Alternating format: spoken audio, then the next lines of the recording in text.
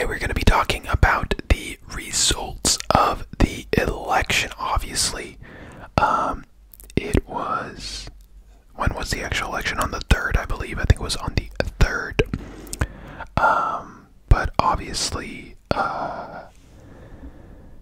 we had an ongoing election it was like 4 or 5 days long. Obviously, we have a result. Joe Biden, and Kamala Harris. Kamala Harris will be the new president and vice president of the United States, respectively. So yeah, congratulations to their campaign and I'm going to turn the brightness down on my light here. Their campaign and anyone who voted for them. Obviously, congratulations to you guys. Yeah. I had on my last video, I actually made a kind of election facts video. Some people were saying that I look like a Trump supporter. Some people saying I would support Biden.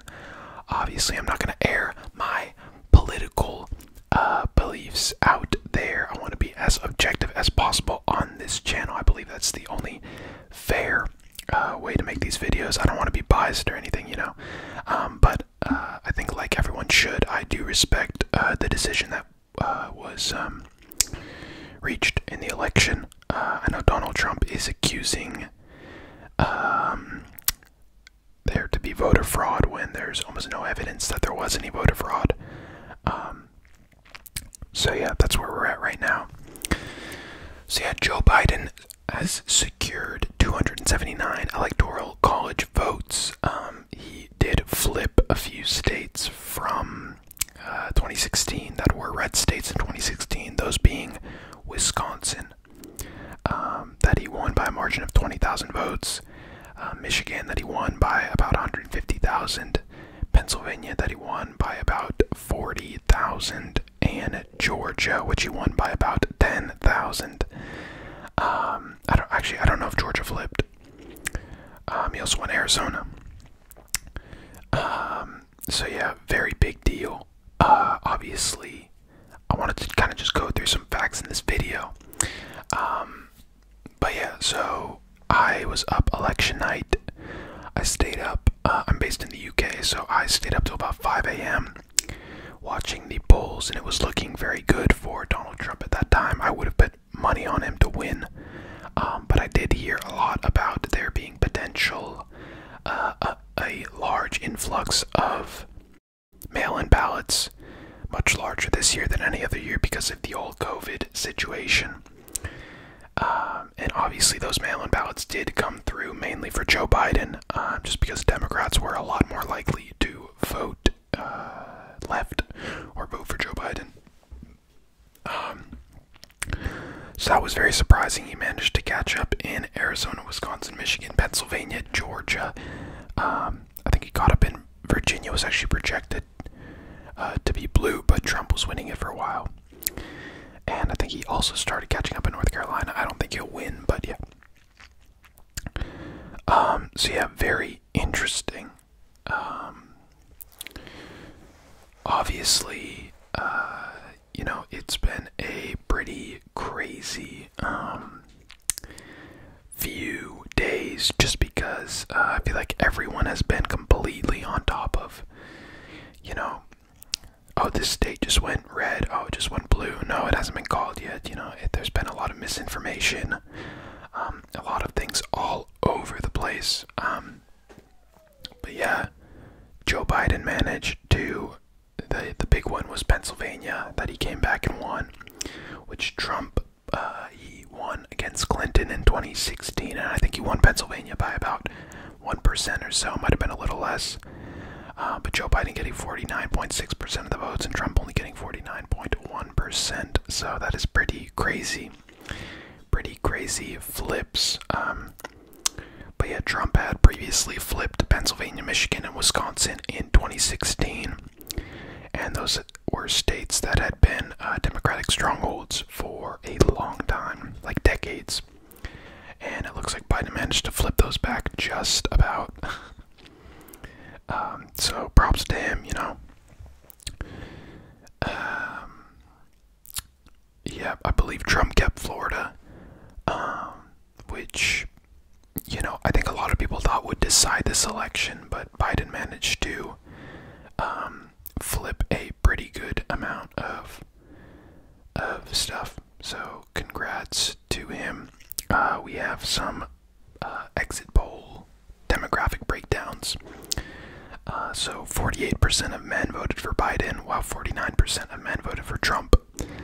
56% of women voted for Biden, while 43% of women voted for Trump. And obviously those percentages don't add up to 100 because there were third parties present for this election. 42% of white people voted for Biden, 57% of white people voted for Trump, 87% of black voters voted for, I can't really say white people, I have to say white voters. Black voters voted 87% Biden, 12% Trump. Hispanic Latino voters voted 66% Biden, 32% Trump. Asian voters voted 63% Biden, 31% Trump. And other voters of whatever ethnicities, they don't have them listed here, voted 58% Biden and 40% Trump. So I know a big shift in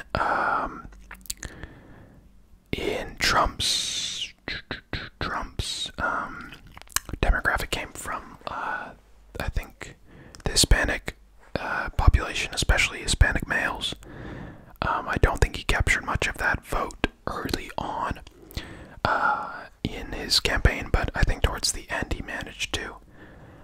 Obviously, in his first presidency, especially his first campaign, he was kind of running along the narrative that we need to build a wall. And I think that probably alienated quite a few Hispanic voters and kind of turned them off Trump, but I think he managed to recapture quite a bit of that from what I've read. We also have age breakdown. For the 18 to 29-year-old population, 62% of voters voted for Biden and 35% for Trump. 30 to 44-year-olds, 52% Biden, 45% Trump. 45 to 64-year-olds, 50% Biden, 49% Trump, and 65 or over, 48% Biden, 51% Trump. So as you go higher up in age, you slowly get more conservative. I guess more Republican voters. I wouldn't consider Donald Trump to be a traditional conservative, but yeah. It also looks like 18 to 44-year-olds, that entire range, were more likely to vote third party than older people. And it looks like in terms of ethnicity, Asian voters were most likely to vote third party, and same with in terms of gender, men. And then finally, education level, 55% of college graduates voted for Biden, while 42% voted for Trump. And people without a college degree, 49% voted for Biden and 49% voted for Trump. So that's interesting. I like looking at those breakdowns. And with that rise of the Hispanic population voting for Trump, I did see a few news outlets starting to talk about how traditionally, the left and the Democratic Party tries to really hold the minority vote and definitely make policies and do things for minorities. And with more Hispanic men in particular voting for Trump, and just in general more minorities voting for Trump, it might start making a shift in terms of with the U.S. becoming more ethnically diverse. It may require the Republican Party to start having to, attract minorities to the party more. And I'm not saying that hasn't in the past, but I think Democrats have made that, made that more of a core part of their party. So that's interesting, now that it's not, I'm trying to figure out how to word it. It's the Democrats are not guaranteed the minority vote anymore, which is very good, It means they're going to have to work harder for it. And it means that minorities are going to look for the party that most change for them, and not just vote Democrat because that's what everyone does. Like, that's very good. It's going to make both parties really have to get better at just making policies and kind of marketing, not necessarily marketing better to minorities, but just making them a more core part of their policies and things like that. So that's great, you know. National exit poll issues. So which of these 5 issues mattered to most in deciding who you voted for president? So the economy was 35%, was the biggest vote there. Racial inequality was 20%. The coronavirus epidemic or pandemic, not sure what the difference is, was 17%. Crime and safety was 11%, and healthcare policy was 11%. Now that's interesting because I felt like healthcare was kind of the big focus of the debate. I'd say healthcare, coronavirus definitely came up, but honestly the economy did not come up enough in the debates, considering that it was by far the most important issue for Americans. Obviously, their response to coronavirus, in my opinion, has been, well, I don't even think it's in my opinion, I think it's just factual, has been pretty poor.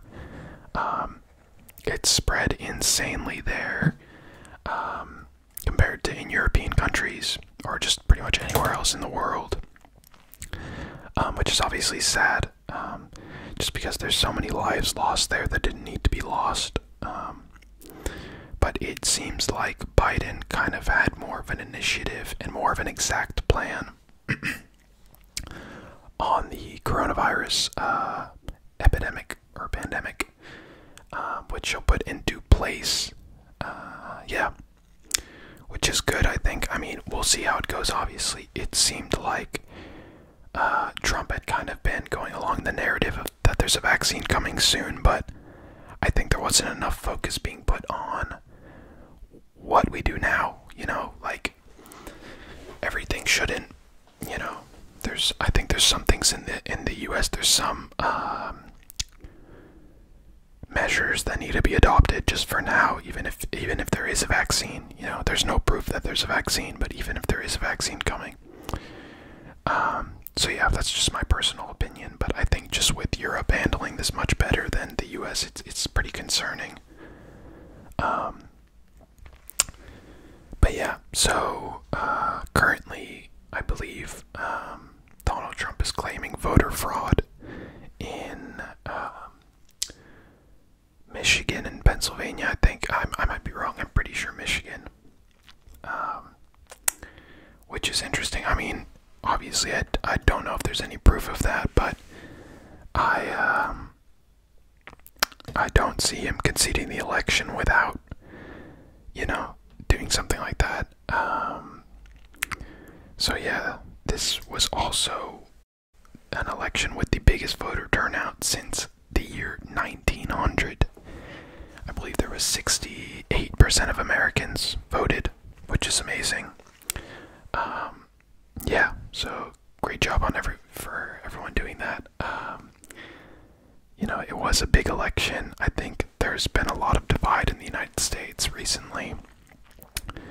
And if you look at old political, if you look at old, like, what are they called? Electoral college maps, you'll see, like, in the 80s, like, someone like Ronald Reagan, like, won almost every single state. Granted, you know, people do vote for the other candidate in that state, but it did feel like the US was a little bit more on the same page about who would be the best candidate for the entire country. And now I think the United States feels very like some states are red and some states are blue, but it didn't used to be that way. Like, California would vote red, or Texas would vote blue, or whatever, depending on what candidate they would feel is best.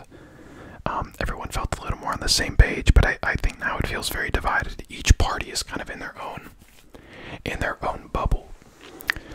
So I hope, obviously, that starts to change. I did watch the two speeches. I forget what they're called. But Kamala Harris and Joe Biden did a victory speech, whatever. Yeah, those were pretty typical. I don't think it was anything special. But it will be interesting to see what happens. I think obviously the Congress has